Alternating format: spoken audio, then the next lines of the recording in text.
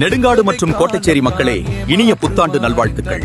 2026 நம் தொகுதியின் எழுச்சி மற்றும் வளர்ச்சியின் ஆண்டாக அமையட்டும். கடந்த 10 ஆண்டுகளாக நம் நெடுங்காடு மக்கள் சந்தித்தது சாதாரண வேதனை அல்ல.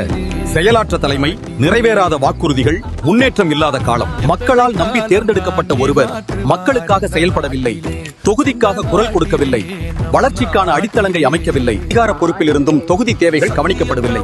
சுயநல ஆசைக்காக மந்திரியாக இருந்த ஒருவர் இன்று மீண்டும் சட்டமன்ற உறுப்பினராக மாறி தொகுதி வளர்ச்சிக்கு முற்றுகட்டாகவே இருக்கின்றார். கடந்த 10 ஆண்டுகளுக்கு நமக்கு உணர்த்துவது, அதிகாரம் மக்களுக்காக பயன்படுத்த வேண்டும், பிற சுயநலத்துக்காக அல்ல.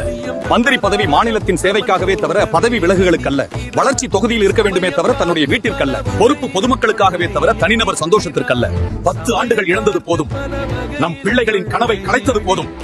தொகுதியின் வளர்ச்சியை கெடுத்தது போதும். இனி சுயநல அரசியலுக்கு விடை கொடுத்து மக்களுக்காக அரசியலுக்கு வழிவகுக்க தொகுதியின் குரல் தன் குரலாய், வளர்ச்சி பாதையை தன் கனவாய், அறிவு கல்வி ஆயுதமாய், செயலே நிரூபணமாய் தன் தொகுதியை உயர்த்த காத்திருக்கும் ஒருவரை 2026 தேர்ந்தெடுக்க வேண்டிய நேரம் இது. நெடுங்காடு மற்றும் கோட்டைச்சேரி மக்களே, சேவையை உயர்த்துவோம். இனிய புத்தாண்டு நல்வாழ்த்துக்கள். மன்னராட்சியை ஒழிப்போம், நெடுவையை மீட்போம். கான்பிடென்டா இருங்க, வெற்றி நிச்சயம்.